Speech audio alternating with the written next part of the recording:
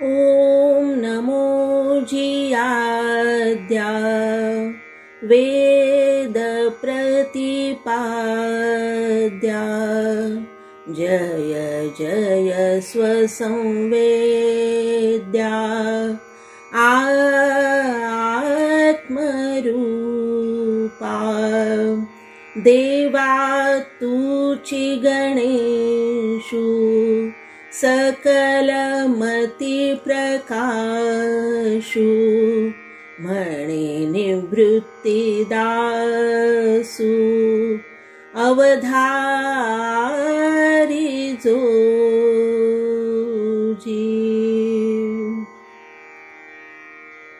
श्रोते हो, प्रत्यक्ष ज्ञानेश्वर माऊलींनी केलेली श्री गणेशाची स्तुती त्या बुद्धिदात्या गणेशाचे परमवैभवशाली आणि शास्त्रशुद्ध स्वरूप अधोरेखित करते. श्रोते हो, श्री गणेश भारतीयांचे लाडके दैवत. भारतीय संस्कृतीत कोणत्याही चांगल्या कार्याच्या सुरुवातीला अग्रपूजेचा मान मिळवणारा हा मंगलमूर्ती गणेश. लहान मुलांचा तर फ्रेंड गणेशा आणि आजी आजोबांचा वरद मूर्ती.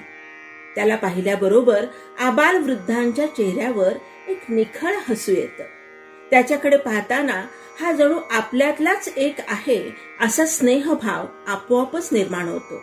त्याच्याकडे पाहताना हा सर्वांचे कल्याण करणारा मंगलमूर्ती आहे हा विश्वास जागतो. लहानपणी पाठीवर श्री गणेशा गिरविताना निर्माण झालेले या दैवताच्या स्वरूपाविषयीचे कुतूहल मोठेपणी अजूनच वाढते. आपल्या जीवनात प्रत्येक कार्यात अढळ स्थान मिळवणारा हा गणपती, याचे स्वरूप नेमके कसे आहे, हे देव म्हणून कसे विकसित झाले असेल, या प्रश्नांचा मागोवा घेण्याचा एक प्रामाणिक प्रयत्न म्हणजे प्रस्तुत देवा तूची गणेशू ही संवादमाला. श्रोते हो, आजच्या या पहिल्या भागात आपण श्री गणेशाचे वेदोक्त स्वरूप काय आहे हे पाहणार आहोत. वेद हे आपल्या संस्कृतीचे प्राचीन ग्रंथ मानले जातात. या वैदिक काळात ऋषी मुनींनी निसर्गातील घटनांचे सूक्ष्म निरीक्षण केले. त्यांना निसर्गात जे जे सत्य जाणवले, जे सुंदर वाटले, ज्याच्याबद्दल दरारा वाटला, अशा नैसर्गिक घटनांना त्यांनी देवता मानले आणि त्याला प्रसन्न करण्यासाठी आवाहनपर मंत्र रचले. त्यांनाच आपण ऋचा म्हणतो. ऋचांच्या समूहाला सुक्त म्हणतात. याचाच अर्थ देवतांचे स्वरूप हे मंत्रात सामावलेले होते. ऋषी मुनींच्या निरीक्षणातून आणि कल्पनेतून त्यांनी या देवतांचे स्वरूप शब्दबद्ध केले. आज आपण ज्या गणेश मूर्तीची पूजा करतो किंवा इतर देवतांची करतो, तशी मूर्ती पूजा तेव्हा नव्हती. त्यामुळे ऋषी मुनींनी ज्या काव्यमय भाषेत या मंत्राद्वारे अथवा ऋचांद्वारे या देवतांना आवाहन केले, ती एक प्रकारची मानसपूजाच होती. अशा या वैदिक वाङ्मयात श्री गणेशाचा उल्लेख ब्रह्मणस्पती या नावाने आला आहे. हा ब्रह्मणस्पती म्हणजेच आजचा श्री गणेश असेल का, याबद्दल विद्वानांमध्ये मतभेद असले तरी ज्या बुद्धिदात्या ब्रह्मणस्पतीला वेदांनी गणानाम पती म्हणजे लोकसमूहाचा किंवा समस्त जीवजनांचा ईश मानले, तिथूनच हे दैवत विकसित झाले असणार असे वाटते. ऋग्वेदामध्ये गणपतीला बृहस्पती, वाचस्पती, ब्रह्मणस्पती या नावाने संबोधले आहे. त्याला सर्व मांगल्याचे परमनिधान मानले आहे. त्याला सर्वश्रेष्ठ देव, सर्व ज्ञानाचा निधी, वाङ्मयाचा अधिष्ठाता आणि स्वामी मानले आहे. त्याची कृपादृष्टी आपल्यावर राहावी म्हणून मंत्र रचले असून अशा 11 मंत्रांचे सूक्तही आहे. त्याचे वर्णन करताना ऋषी म्हणतात, हे ब्रह्मणस्पते, तूच या जगाचा पालक आहेस. तू आमच्या संततीला प्रसन्नता प्रदान कर. तुझ्यासारखे देव ज्यांचे रक्षण करतात त्यांचे भलेच होते. अशा या ब्रह्मणस्पतीची कृपादृष्टी विद्या मिळवून देते आणि विघ्नांचा नाशही करते असे म्हटले आहे. ऋग्वेदात गणपतीला आदिदेव मानले आहे. सर्वप्रथम उत्पन्न झालेला आणि अक्षर समूहांचा पालक असे त्याचे वर्णन आहे. गणानां त्वा गणपती हवामहे कविं कवीनामुपमं श्रवस्तमं ज्येष्ठराजं ब्रह्मणां ब्रह्मणस्पत आनः शृण्वन्नुतिभिः सीदसादनम्. या मंत्रात ऋषी म्हणतात, हे ब्रह्मणस्पती, तू सर्व विद्वानांमध्ये सर्वश्रेष्ठ असा कवी असून तू देवाधिदेव आहेस. उत्तम कर्माचे रक्षण कर. तूच ब्रह्म आहेस हे सर्वात आधी उत्पन्न झालेल्या देवाधिदेवा, आम्ही केलेली स्तुती ऐकून तू आमच्या रक्षणार्थ आम्ही करीत असलेल्या यज्ञात उपस्थित राहा. शुक्ल यजुर्वेदातील माध्यंदिन संहितेत गणानां त्वा गणपती हवामहे, प्रियाणां त्वा प्रियपती हवामहे, निधीनां त्वा निधिपती हवामहे हा प्रसिद्ध मंत्र असून त्याचा अर्थ सर्व गणांचा स्वामी तू, सर्व प्रियांचा प्रिय अधिपती तुझे आम्ही आवाहन करतो असा आहे. कृष्ण यजुर्वेदात मैत्रायणी संहितेत गणेशाचा तत्पुरुषाय विद्महे वक्रतुंडाय धीमहि तन्नो दन्ति प्रचोदयात हा गायत्री मंत्र आढळून येतो. प्रसिद्ध गणपती अथर्व शीर्ष हे अथर्व वेदात येते.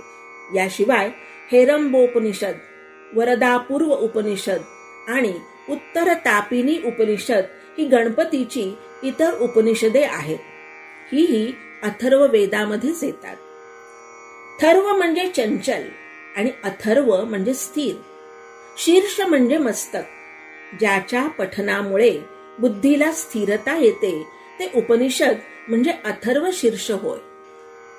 यामध्ये गणपती हा विश्वाचा आधार असून तो ज्ञान आणि विज्ञानमय आहे. व्रातपती शिवांच्या गणाचा अधिपती असलेल्या गणपतीला यात नमस्कार केला आहे. ब्रह्मरूप निर्गुण अशा गणपतीला त्वं प्रत्यक्षं ब्रह्मासी असे संबोधले आहे. तूच सर्व काही असून तूच या जगाचा कर्ता करविता आहेस. तुझ्यामुळेच या सृष्टीची उत्पत्ती होते आणि नाश म्हणजे लयही होतो. सर्व विश्वात तूच भरून राहिला आहेस असा नम्र भाव रचनाकार गणक ऋषींनी येथे व्यक्त केला असून तू सृष्टीचा मूलाधार आहेस. तुझे ओंकार हे मूळ स्वरूप आहे आणि या ओंकार स्वरूपाचेच योगीजन ध्यान करतात असे म्हटले आहे. यानंतर गणेशाच्या सगुण रूपाचे वर्णन करताना भगवान गणेश एकदंत असून 4 भुजाधारी आहेत.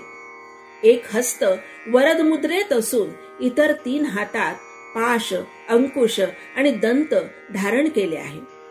त्यांच्या ध्वजावर मूषक असून श्री गणेशांनी लाल वस्त्र परिधान केले आहे, चंदनाचा लेप लावला आहे आणि लाल फुले धारण केली आहेत. अशा प्रकारे गणपती अथर्व शीर्षामध्ये गणेशाच्या निर्गुण आणि सगुण दोन्ही रूपाचे वर्णन आले आहे. यातच गणेशाच्या पूजनाचा ओम गं गणपतये नमः हा बीज मंत्रही आला आहे. श्रोते हो, वेद वाङ्मयात वरील प्रमाणे वर्णन केलेले गणेशाचे हे स्वरूप आपल्याला आजही मोहून घेते. याचे कारण आताच्या बुद्धिवादाच्या काळात श्री गणेश आपल्याला स्थिर बुद्धी ठेवण्याची प्रेरणा देतात. श्री गणेशाचे मूळ स्वरूप हे ओंकार असल्याने ते आपल्याला त्यांच्या ध्वनी रूपाची व पुढे लेखनशास्त्र विकसित पावल्यावर विकसित झालेल्या अक्षर रूपाची प्रचिती देतात.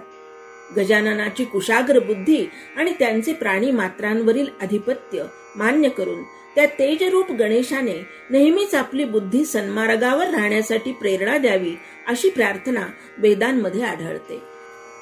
श्री गणेश तत्व हे अथर्व शीर्षात सांगितल्याप्रमाणे आविर्भूतं च सृष्टादौ प्रकृते पुरुषात् परम, अर्थात सृष्टीच्या प्रारंभीचे व प्रकृती व पुरुष यांच्या पलीकडचे आहे. परंतु मानवी मन हे त्याचे विश्वव्यापक निर्गुण रूप पाहू शकत नाही. मानवी मनाच्या समाधानासाठी त्याला समजेल अशा स्वरूपात श्री गणेशाचे सगुण रूप आवश्यक आहे. त्यामुळेच आपण गणेश चतुर्थीला गणेशाच्या मूर्तीची प्रतिष्ठापना करतो. या गणेशाचे हे मूर्त स्वरूप सर्वांना चिरपरिचित आणि लोभस असेच आहे. आजवर अनेकांनी त्यांचे आपापल्या परीने वर्णन केले आहे. 14 विद्या 64 कला यांची देवता म्हणून श्री गणेशाचे स्थान आपल्या जीवनात अग्रमानांकित आहे.